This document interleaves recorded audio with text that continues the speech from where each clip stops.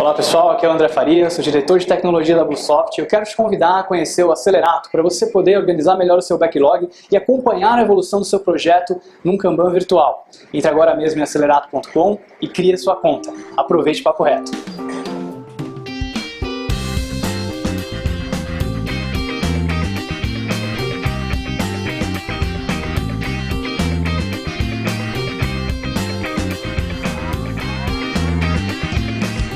Bem, boa noite. Boa noite. Bem, vou apresentar para vocês hoje um assunto um pouco diferente, Refactoring Database. E algumas pessoas me perguntaram, alguns dias atrás sobre esse assunto. A senhora Bota mesmo uma pessoa que está falando sobre isso.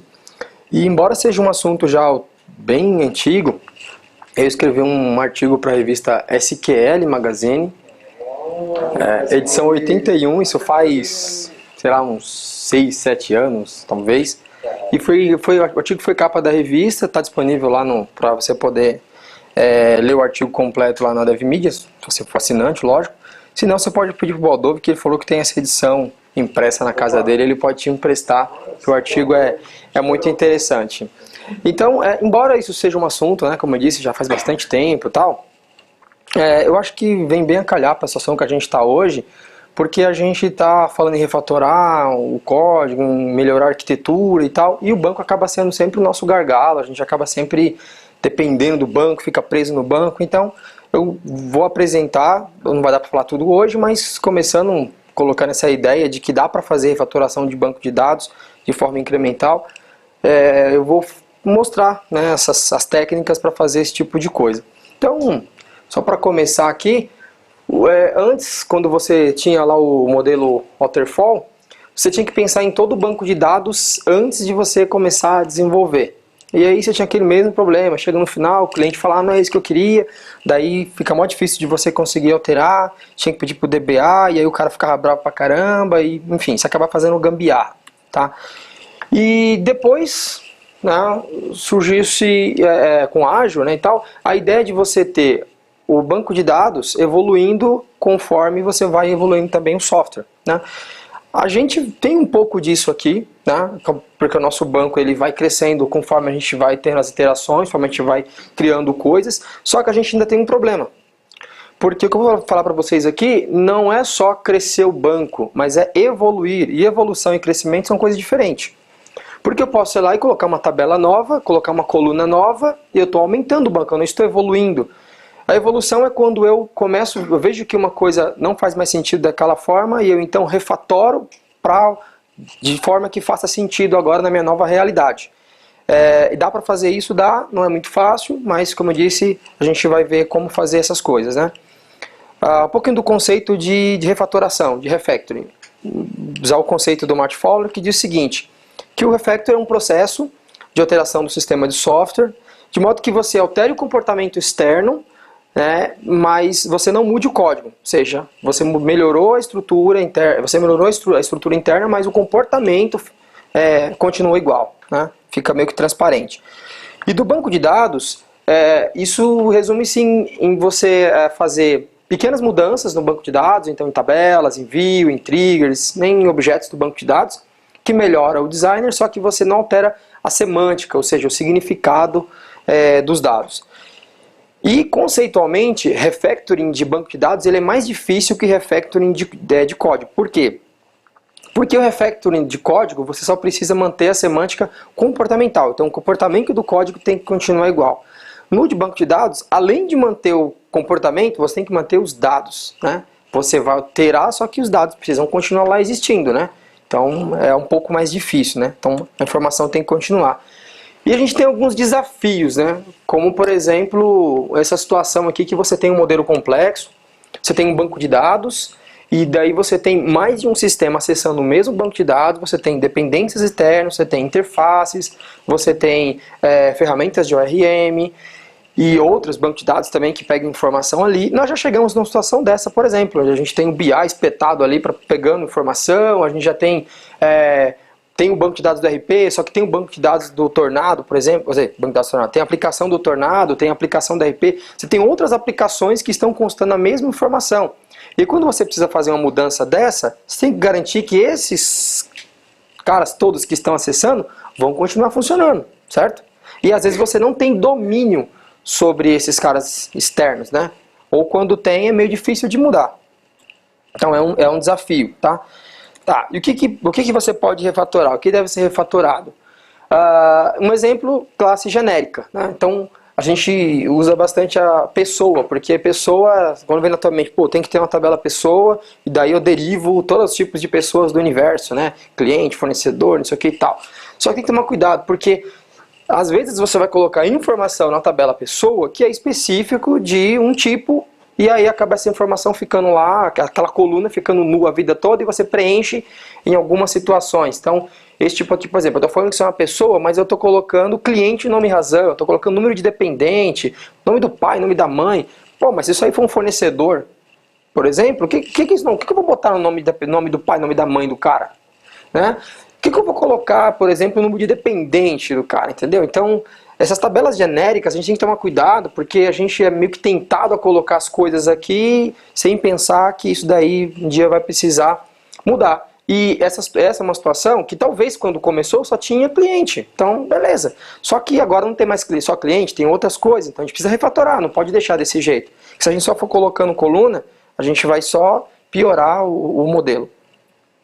Coluna genérica, então essa situação, né? Mesma coisa da pessoa, então eu tenho uma data, coloquei, na verdade não é emissão, seria admissão e nascimento. E daí, se for funcionário, eu sei que aquela data é admissão, só que se for cliente, eu sei que é nascimento. Só que eu tenho que interpretar isso, entendeu? Eu tenho que ter essa regra em algum lugar para poder entender o que é esse dado. Né? Eu lendo a tabela, não consigo saber o que é aquilo, eu preciso de alguma outra informação para poder saber o que é aquele dado. Isso também é um problema. Então a gente também precisa refatorar esse tipo de coisa. Dados redundantes, né? Eu usei um exemplo real aqui. Às vezes a gente precisa arredondar dados, mas a gente tem que ter um pouco de cuidado, né? Essa situação aqui, temos a situação aqui que é a partida dobrada, que tem uma loja. A partida dobrada é um conceito da contabilidade. E uma partida dobrada é formada de movimentos contábeis, né? Pelo menos 2 movimentos contábeis. E eu tenho loja aqui, eu tenho a loja no movimento e tenho a loja na partida, tá? Isso para questão de... foi feito assim para facilitar consultas, né? Às vezes eu quero consultar movimentos e não preciso ir na partida, eu quero pegar direto na loja. Só que se eu for fazer uma manutenção nesse banco e eu alterar dessa coluna aqui, esquecer de alterar aqui, eu vou ter um problema, eu vou ter dados inconsistentes, eu vou ter a partida dizendo que é de uma loja, só que os movimentos dizendo que é de outra. Ou então, o problema que já aconteceu aqui, eu tenho uma loja aqui em cima e eu tenho 2 movimentos pelo menos para a partida dobrada, só que eu mudo um deles só, então um fica em uma loja e o outro fica em outra loja. Então o negócio fica inconsistente, então tem que tomar cuidado com dados redundantes, porque é mais difícil de dar manutenção, de manter depois.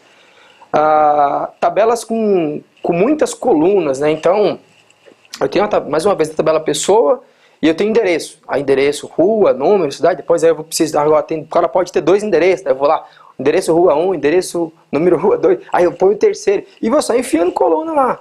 Né? Isso aqui é uma coisa que a gente não pode deixar. A gente vai ter que criar uma outra tabela para poder colocar o endereço desse cara. E aí sim eu vou ter um tipo de endereço. Daí eu posso dizer que é o endereço 1, endereço 2, ou faturamento, ou cobrança, seja lá o que for. Mas essas coisas não podem ficar na tabela de pessoa.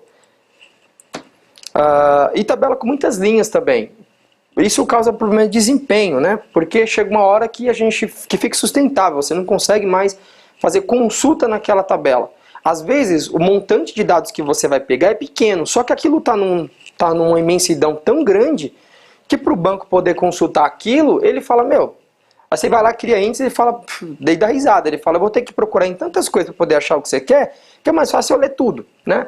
Então a gente tem tabelas de movimentos assim, né, como tem muitos movimentos. E aí, nesse caso a gente precisa particionar essas coisas, a gente precisa usar algumas estratégias para a gente poder armazenar coisas de períodos muito longos. Então, vou deixar só o último ano aqui, o restante vai ficar armazenado em outro lugar, quando precisar eu pego de lá. Ou eu vou ter uma procedure, uma função que vai juntar para mim quando eu precisar usar, esse tipo de coisa, né? Não deixar as tabelas históricos lá armazenada por muito tempo. E modelo intocável, né? Sabe, a gente tem alguns tipos, modelos que a gente fala, meu, não põe a mão porque se botar a mão vai parar de funcionar, isso aí todo mundo usa, não sei o que e tal. Meu, a gente precisa arrumar essas coisas, porque se o negócio ele é intocável, significa que ele está errado.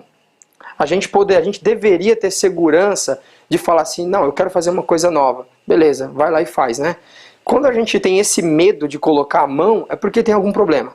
Então uma hora a gente vai ter que enfrentar esse problema e resolver, porque cada vez mais pior vai ficar, né? Então é outra coisa que a gente pode refatorar também. Só que antes de começar a refatorar, você tem que pensar em algumas regras aqui, né? Algumas coisas que eu acho que a gente tem que considerar. A primeira delas é o seguinte: você tem que verificar se o refactor é mesmo necessário, porque às vezes a estrutura, o modelo está correto, ou pelo menos está coerente, né, com o negócio. Né? Às vezes você precisa ter a informação daquele jeito, né? Você precisa ter aquele relacionamento porque faz sentido para o negócio. Né? O André Faria estava falando esses dias sobre isso, a gente estava conversando, e é justamente a questão do RP. A ideia do RP é você ter as coisas integradas. Né? Então, quando você pensa em RP, você pensa em tudo integrado, fiscal, contábil, não sei o que, tal. E às vezes a gente fica naquela briga, não, mas tem que separar, e às vezes não é. Então a gente tem que ver se realmente faz sentido, né? Refatorar o banco de dados tem que ser uma coisa que vale a pena. E também é preciso ter em mente que nenhuma estrutura deve ser tão rígida, certo, a ponto de ser inalterável. Então quando a gente vai fazendo alguma coisa, a gente não pode falar, não, isso aqui ninguém pode gelar a mão, porque se gelar vai quebrar tudo. Então tá errado. Não deve ser assim. Por quê? Porque pequenas melhorias sempre vão acontecer, você sempre vai precisar melhorar. E você tem que pensar que um dia aquela tabela gigante que você está criando vai precisar ser refatorada. Então, na hora que você estiver criando, você tem que pensar nisso também. Na hora que você estiver até melhorando ela, né? E você tem que dividir o projeto de refactoring em pequenas etapas para facilitar o controle e a compreensão de todo mundo que estiver desenvolvendo ali, todo mundo que estiver fazendo aquilo. Não adianta a gente pegar e falar, não, vamos pegar tudo agora, vamos analisar todas as 3.000 tabelas do banco de dados e vamos refatorar tudo. Ninguém vai entender porcaria nenhuma, você vai fazer cagada. Então tem que dividir, né, seguindo lá aquela tabela que eu falei, de tabela genérica, coluna genérica, aquelas dicas, e mudando aos poucos, tá? Entretanto, você tem que ter em mente que isso vai exigir um controle rigoroso de versionamento das alterações. Não vai dar tempo de mostrar hoje, nas técnicas, vou mostrar isso nas próximas, só que exige um controle de versionamento. A gente usa trigger adoidado para conseguir fazer isso, e você precisa manter versão. Então você sabe qual versão que está rodando ali, porque às vezes você vai precisar rodar duas estruturas iguais ao mesmo tempo, armazenando o mesmo dado, porque tem uma aplicação que já está rodando no modelo novo e tem outra aplicação que está rodando no modelo antigo, e você tem que ter uma data de corte para todo mundo poder igualar a versão para você poder conseguir matar o modelo antigo. Então o versionamento é essencial. E a quarta dica é o seguinte: evitar a duplicação de código SQL, porque depois vai ficar mais difícil da manutenção. Quando você tem SQL espalhado em vários lugares do sistema, quando você muda uma tabela, né, você tem que sair alterando milhões de lugares. Né? Aí você fica naquela, é tanta coisa que é melhor deixar assim mesmo. Né? É melhor deixar assim mesmo, deixa com esse nome mesmo, esse nome está errado, essa coluna está aqui, mas se eu tiver que mexer aqui, eu vou ter que alterar o sistema inteiro, então eu não vou mexer. Então a gente tem que tomar cuidado, porque se as SQLs estiverem em um lugar só, ou estiverem mais concentradas, você tem mais facilidade para alterar.